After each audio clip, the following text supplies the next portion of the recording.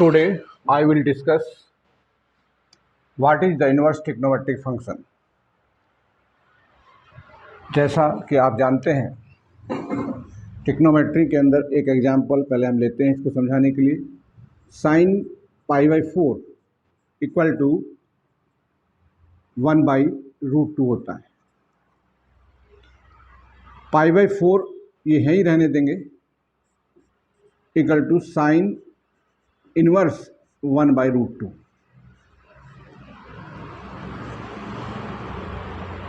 और sine inverse 1/√2 equal to π/4। Here sin inverse 1/√2 is a new function and known as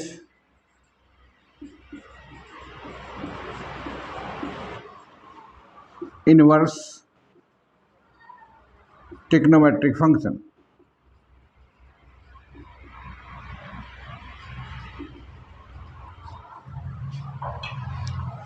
दोबारा समझें, जैसा हम जानते हैं साइन π/4 इक्वल टू 1/√2 होता है। ये 10th के अंदर ट्रिग्नोमेट्री में आपको बताया जाता है। π/4 इक्वल टू यहाँ से ये साइन उधर जाता है तो इस तरह से राइट किया जाता है, साइन ऊपर -1, it means sine inverse 1/√2। Sine inverse 1/√2 equal to π/4 हुआ। Sine inverse 1/2 is a new function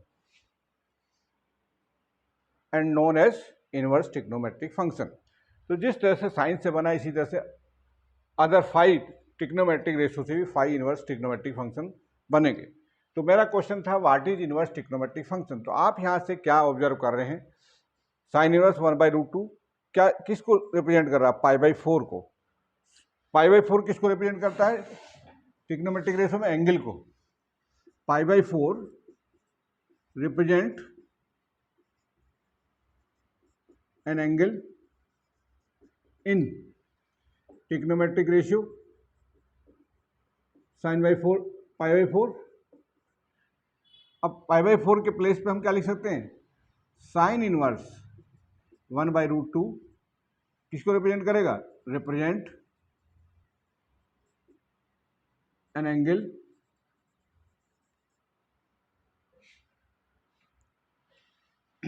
ये साइन इनवर्स 1/√2 रिप्रेजेंट करता है एक एंगल को। इसका मतलब क्या हुआ, it is clear that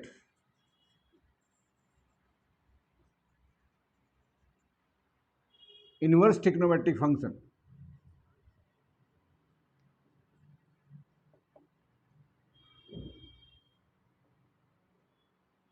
is purely an angle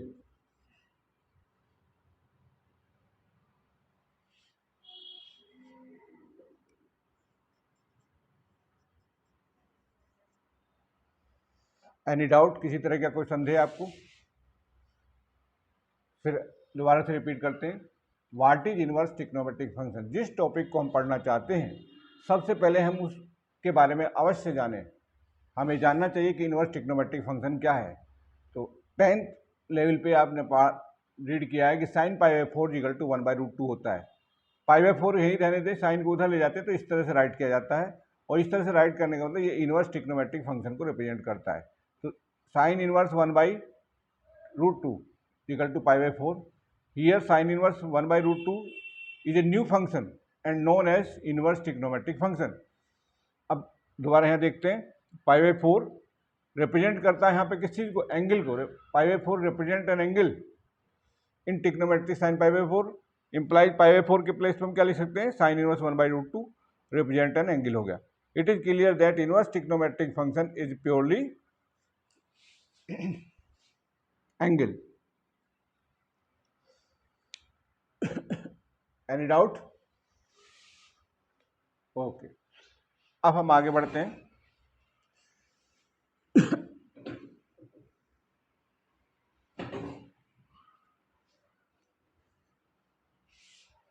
Now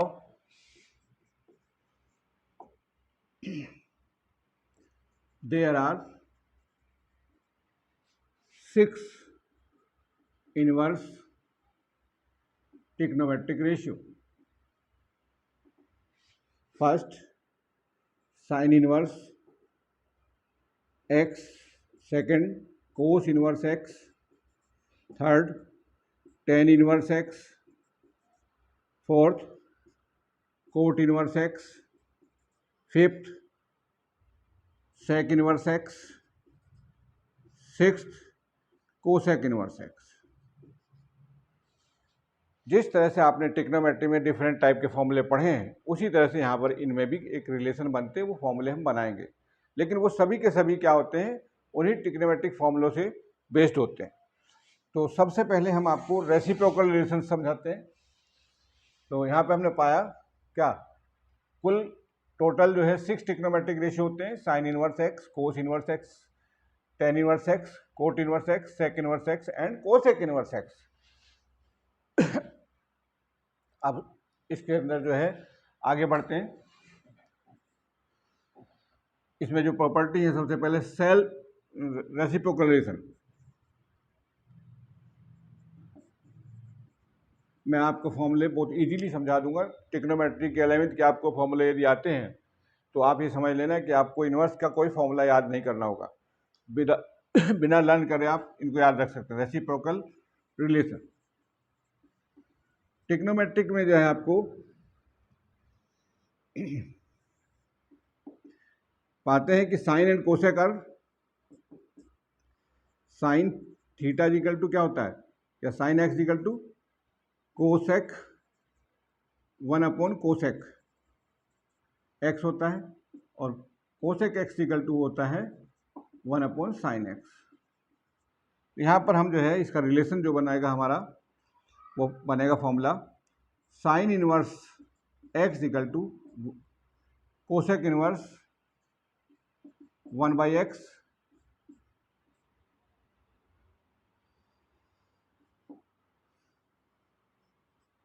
दूसरा बनेगा cosec inverse x equal to sine inverse 1/x। हाँ जी, साइन एक्स इक्वल टू 1/कोसेक्स होता है।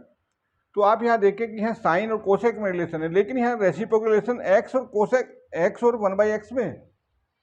आगे साइन इनवर्स कोसेक इनवर्स लिखा है, लेकिन रिलेशन आपको ऐसा शो कर रहा है जैसे कि एक्स और एक्स में रिलेशन है रेसिप्रोकल। तो यहाँ पे आपका एक हम प्रूफ भी करके दिखाते हैं इनमें से, और बाकी को आप अपने से कर लेंगे। Let sine inverse x equal to, हमने मान लिया थीटा, यहाँ से x equal to sine theta हो गया।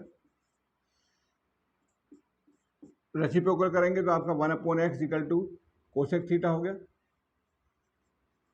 और यहाँ से थीटा इक्वल टू हो गया कोसेक इनवर्स 1/x।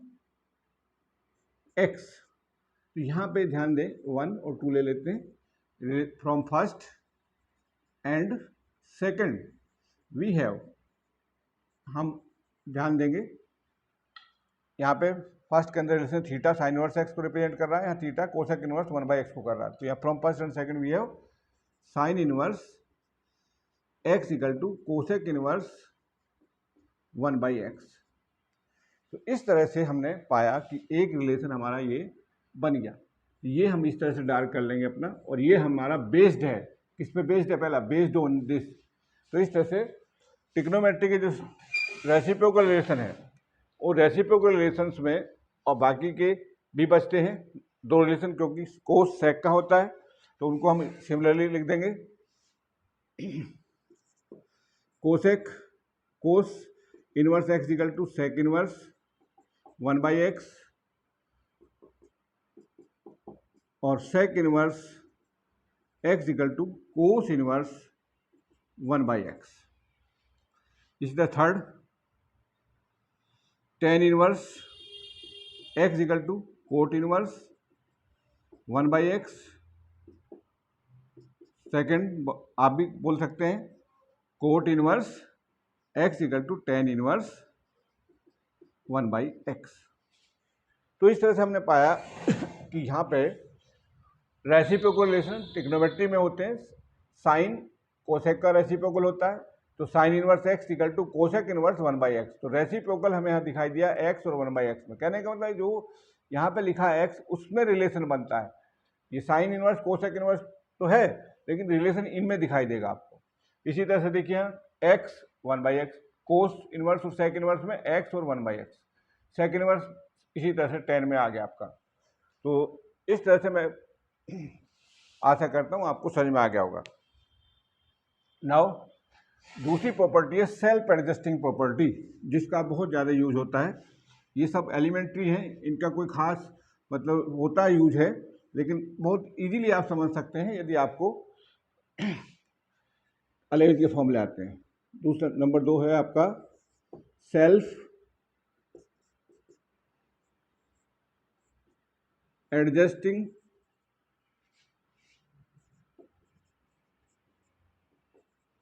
प्रॉपर्टी। इस नाम से आप याद रखेंगे ताकि आपको समझ में आ जाए।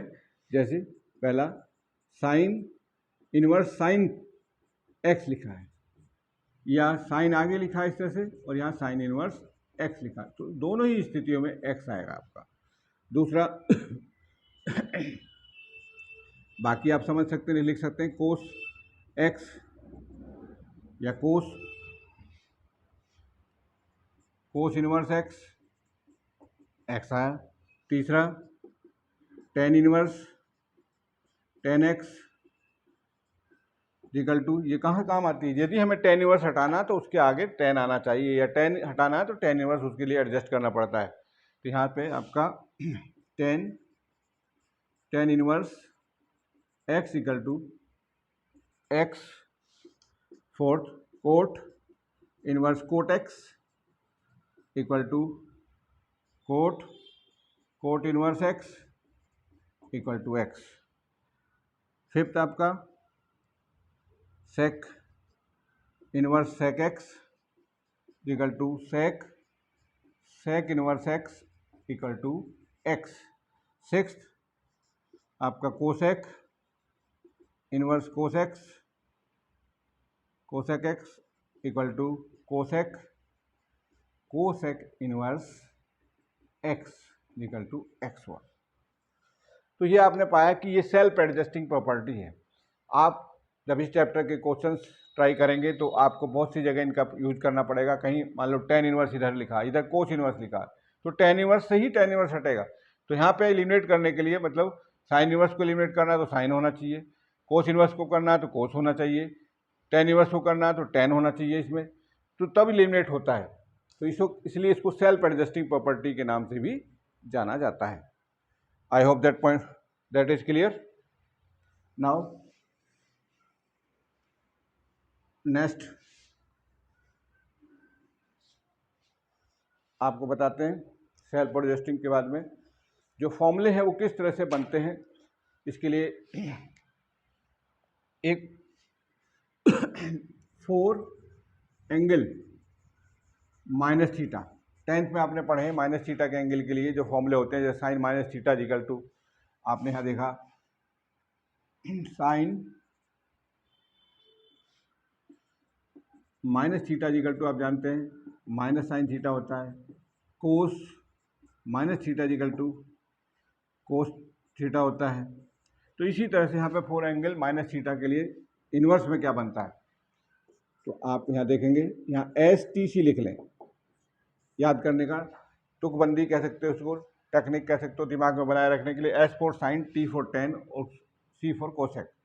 तो यदि हमारे पास में साइन इनवर्स माइनस एक्स है तो ये माइनस बाहर चला आएगा, जैसे वहाँ पर आया है sine inverse x.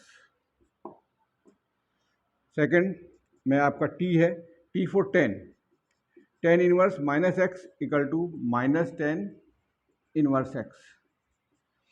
Third cosec inverse minus x equal to minus cosec inverse x. अब बाकी बचे आपका इसमें क्या, दूसरे बचे जो रिमेनिंग पार्ट हैं, दूसरे में क्या जो बचे हुए हैं उनको आप इनको तीनों को एक साथ ऐसे ध्यान रखेंगे। बाकी रिमेनिंग के लिए उनमें पाई माइनस आता है। अब बाकी जो बचा आपका कोस CCS बचा, तो ये STC से दूसरा CCS, इसमें देखेंगे cos inverse minus x equal to pi minus cos inverse x. Second आपका कोट आया cot inverse minus x equal to pi minus cot inverse x.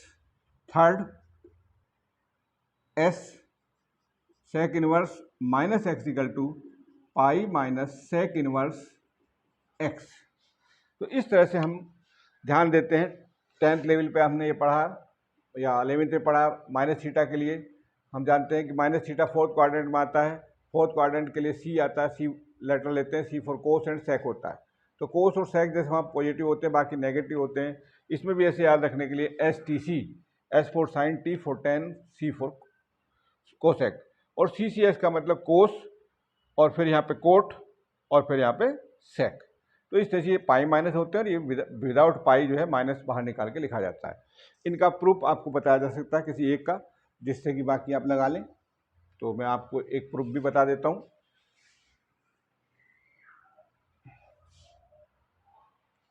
मान लीजिए पहला ही हम करना चाहते हैं, आरटीपी हमारा है sine inverse minus x equal to minus sine inverse x. तो प्रूफ इसका करते हैं, let sine inverse minus x equal to, आप थीटा मान लेंगे यहाँ से, minus x equal to sine theta हो गया। अब यहाँ से x equal to minus sine theta हो गया। ये कोई डाउट है आपको? अब माइनस थीटा किस में आता है आप ध्यान दें, कौन सा 180 माइनस थीटा या 180 प्लस थीटा, किस में आपके सामने ये, या 90 plus theta, 90 minus theta. Minus theta को हम किस तरह से मतलब लिखें कि जो है हमारे पास में फॉर्मूला हमारा तैयार हो जाए। ये माइनस हमें बाहर निकाल लेना है तो तभी हमारे पास आएगा कुछ। तो इसको हम क्या लिख सकते हैं, साइन माइनस थीटा लिख सकते हैं, क्योंकि हम जानते हैं sine minus theta equal to होता है माइनस साइन थीटा होता है। तो यहाँ से आपका फिर इधर लिया इसको, sine inverse x equal to minus theta हो गया या theta equal to minus sine inverse x हो गया। तो ये फर्स्ट है, ये सेकंड है। From first and second we have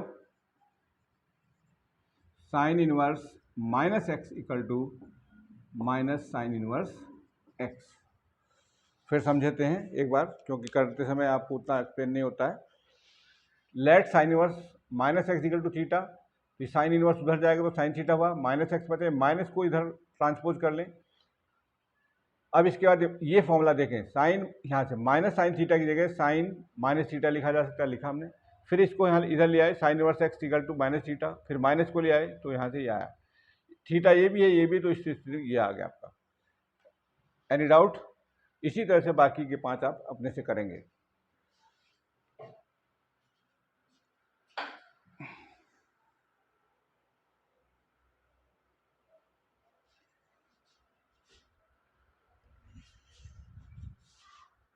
इससे आगे के लिए आप ट्रिग्नोमेट्री के 11th के फॉर्मूले तैयार करके रखें।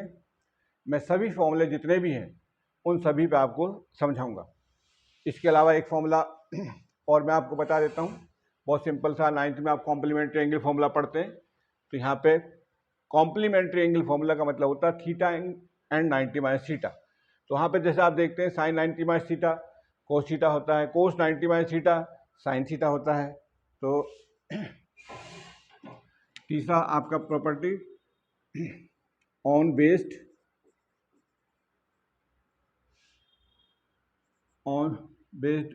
Complementary formula.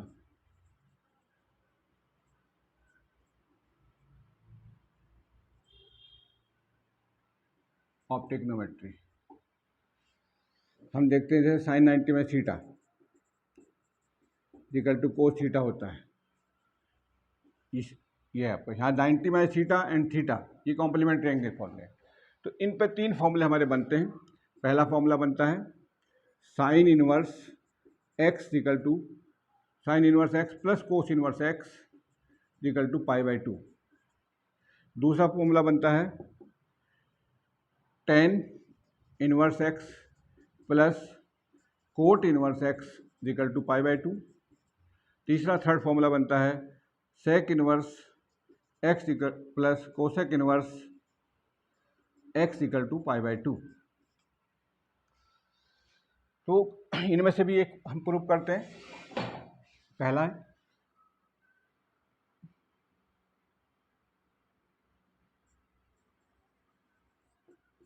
इसका प्रूफ देते हैं। तो let sine inverse x equal to हमने मान लिया theta, x equal to sine theta हो गया। साइन थीटा के लिख सकते हैं cos 90 minus theta, π/2 minus theta लिख सकते हैं।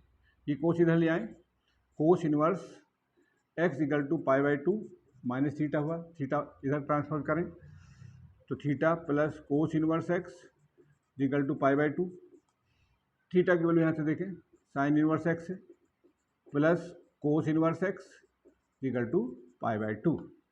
तो देखिए बहुत इजीली हमने अपने फॉर्मूले को डेराइव कर लिया। तो similarly remaining two formulas can be derive by you. तो इसी फॉर्मूले के हिसाब से हमने यहाँ जो फॉर्मूला अप्लाई किया है, क्या किया है, sine theta equal to cos 90 minus theta होता है, ये फॉर्मूला हमने अप्लाई किया है। I hope this formula are clear. बाकी मैं आपको नेक्स्ट वीडियो में इसका जो कॉन्सेप्ट है पूरा समझाऊंगा और आप इसको लर्न करें, समझें, टेक्निक बनाएं अपने दिमाग से, तभी मैथमेटिक्स समझ में आता है, नहीं तो नहीं समझ में आता है। जब तक दोनों तरफ से प्रयास बराबर ना हो, जो टीचर पढ़ा रहा है उसके द्वारा और जो बच्चा पढ़ रहा है उसके द्वारा, तब तक कहीं ना कहीं सीखने में कुछ कमी आ जाती है, रह जाती है और फिर वो जो है स्टूडेंट के लिए ही भारी पड़ती है। इसलिए मेरा आप से अनुरोध है, जितने भी लोग इसको देखें, स्टूडेंट्स सिस्टेमेटिक पढ़ाई करें। 11th के फॉर्मूले जितने भी हैं आपने पढ़े हैं, ज़्यादा नहीं है, 20-25 ही फॉर्मूला है, उनको ठीक से याद कर लें। मैं एक एक फॉर्मूले को आपको डेराइव, मतलब एक टाइप का एक फॉर्मूला डेराइव करूँगा और समझाऊँगा क्लियर। और उसके बाद आप अपना कमेंट में लिख के बताएं इसमें क्या सुधार की ज़रूरत है। आवाज़ आपके पास पहुँच रही है, राइटिंग आपको मतलब ठीक से दिखाई दे रहा नहीं दे रहा, ये सब चीज़ें आप बताएं। Okay, thank you.